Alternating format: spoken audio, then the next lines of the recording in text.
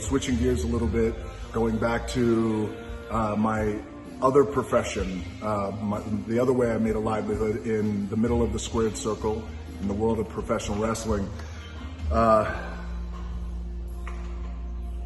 This question I've been asked for years, and I am not only excited to give you my answer about this and about this man, about this human being who is a very good friend of mine, but also I'm quite proud to share this because the influence that this man has had on my career has been invaluable. And that man is Stone Cold Steve Austin. The question was asked by a fan how I felt about headlining a record 3 WrestleManias with Steve Austin, and how has Steve influenced my career in and out of the ring. So let me just start with, there have been so many feuds over the years without me and Steve, that, you know, with all the top performers in the world of professional wrestling, but there has been no feud that has been a greater box office draw, and that, in my opinion, and it's so totally biased, by the way, because it's me, that actually had more X Factor heat and electricity. And sometimes you can't write it, you can't put your finger on it, but when it happens, it explodes, and it is an emotionality that you can't deny. And lucky enough for myself, for Steve, Vince McMahon, and the company of the WWE, we saw this and we embraced it, and we were off to the races. Let me just start with, I had been a big fan of Stone Cold Steve Austin before he was Stone Cold Steve Austin, as Stunning Steve Austin, his wrestling days in World Class, his wrestling days in WCW, and of course up in ECW with Paul Heyman and that crew before he came over to the WWE. And I had been I was just turning heel at that time, and this was at the end of 1997. And I joined a faction by the name of the Nation of Domination. And they were great guys. We're still friends to this day. The Godfather, and then Ron Simmons and D'Lo Brown. And it was a black militant faction. And when I joined, the WWE executives said, listen, you're going to join this faction because you're half black and you're half Samoan. Therefore, you could join and you make it about race. And I thought, well, I feel like, well, why make it about race when we have an opportunity here to expand on that, actually? And instead of making me join the nation about race, let's make it about respect. Let me go out there and say, it's not a black thing, it's not a white thing, it's a me, I'm gonna beat your ass thing, and you're gonna respect this man when I leave the ring. And that wound up being the way we went, and it wound up working in my favor, because I became quickly, very fortunately, the #1 bad guy in the WWE. After that promo, I walked by Steve Austin in the back, and he just looked at me and winked, and he went on and did his thing. So we were kept separate for a little while, because he was the #1 babyface, the #1 draw in the wrestling company. So we had a night where it was our first night where we were going to see if there was any heat or attraction between Stone Cold Steve Austin and myself. So we come out live on Raw, and we're up at the top of the ramp, and I forgot what city we're in, but we come out as the Nation, and we had this badass theme music. We are the Nation of Domination. Had just a cool driving beat to it. We come out, and basically Stone Cold says, bring it, come on. I don't give a shit who you are, what color you are, one of you, all 4 of you, come on down to the ring and get some of this. So we do a thing where I'm looking at my guys, I'm like, I'll go. And they're like, yeah, you go. I take off running down that ramp. In that moment, you start to hear the crowd and feel the crowd go, I hit the ring.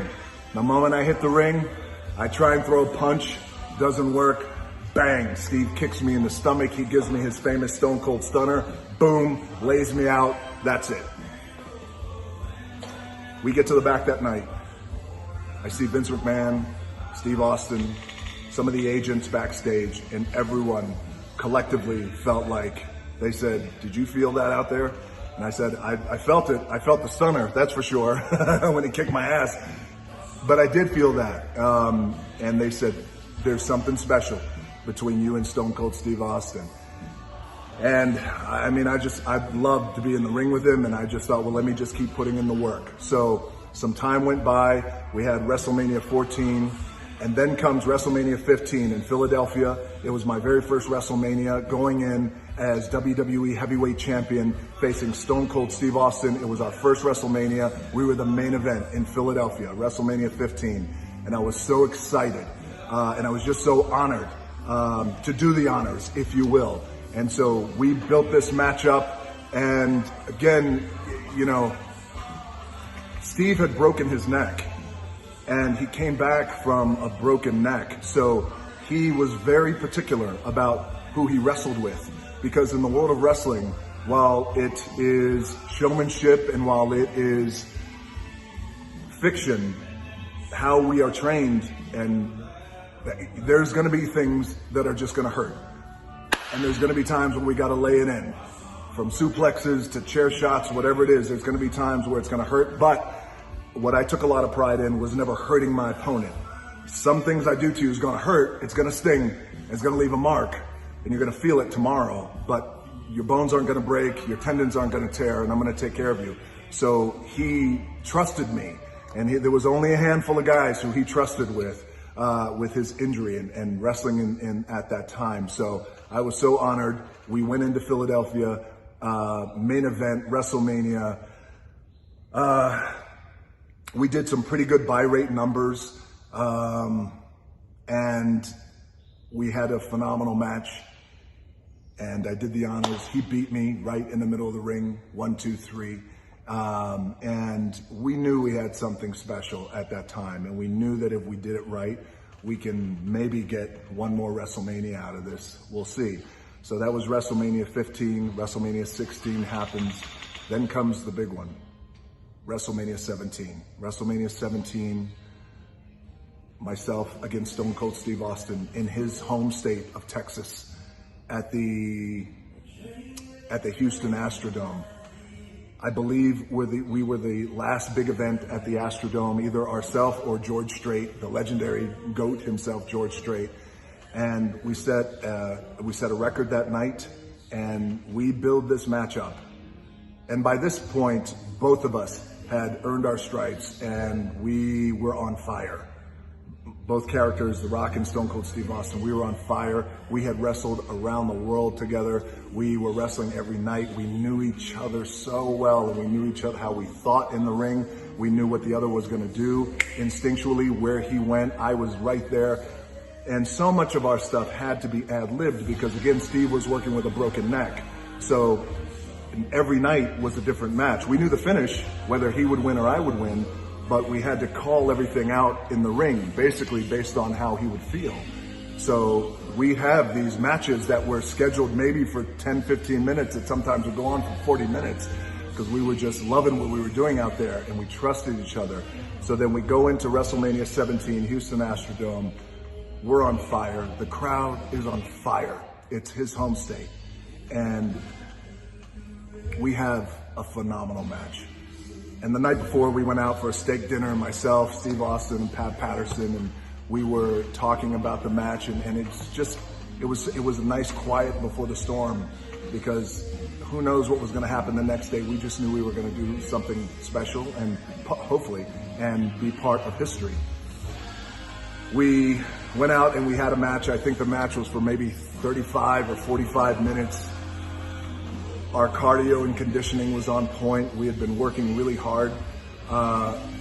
It was a phenomenal match.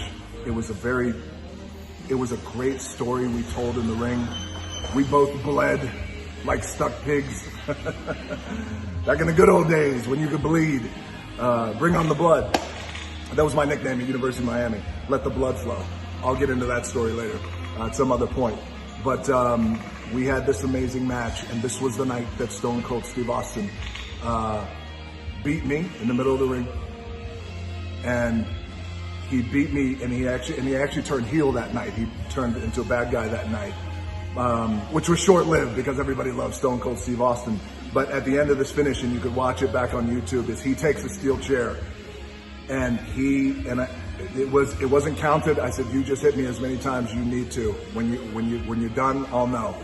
He beat the shit out of me with that steel chair. It didn't hurt me, but I gave him my body and I trusted it. We were both bleeding. He beat the shit out of me with that steel chair, and he goes on to win 1, 2, 3. We set a record that night for pay-per-view buy rates, and it was a very special night.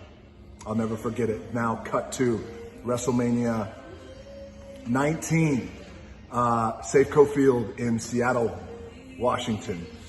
This is his last match, Stone Cold Steve Austin. And when I mean his last match, I mean literally, this is the very last match of his career. No one knew it, but we knew it. I have goosebumps now thinking about it. Man, we had this incredible match. I hit him with 3 rock bottoms. I believe it was 3 rock bottoms. Appropriately, that's what it needs. That's what you need to beat the rattlesnake. And I beat him in the middle of the ring, 1, 2, 3. In that moment, in front of 55,000 people, you can actually see me. When you watch it back, I'm sitting up and I sit next to him as he's laying there in front of everybody. And I whispered to him, I thank you so much for everything that you've done for me.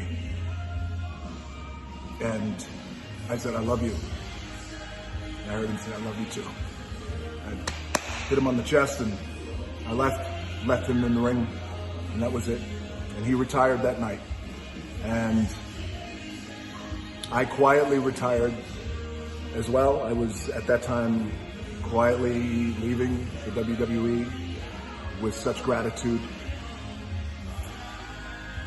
But the reason why he's influenced me so much is because he did something in that moment, which was he did right by the business. That was so good to him by letting me beat him. So when I came back to wrestle John Cena, and the plan was that we were going to go back-to-back WrestleManias, Miami and New York in 2012 and 2013. We were going to main event back-to-back WrestleManias. We did.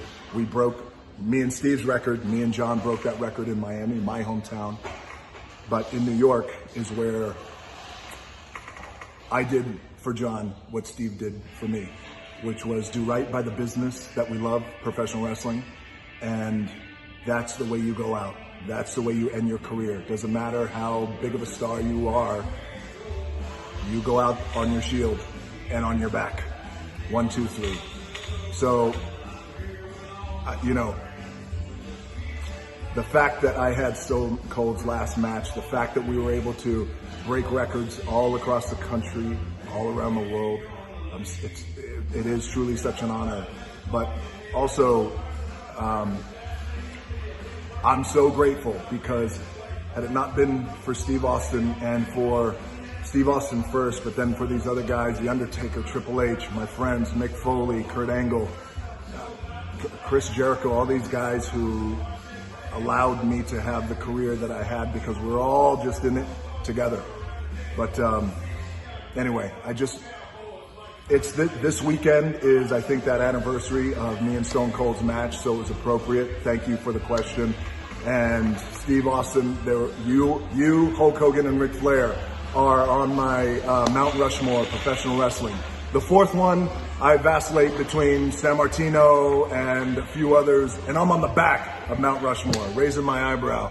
But brother, I love you and I thank you, and I can't thank you enough for everything you've done, and it was truly an honor to be the biggest box office draw with you in our world of professional wrestling. I don't have a beer. I don't have a tequila right now, but I toast to you. Thank you, brother. I love you. 2 times for the good time. You know what that means.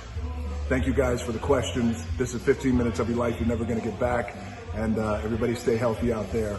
And I love you guys, and thanks again for your questions. Talk soon.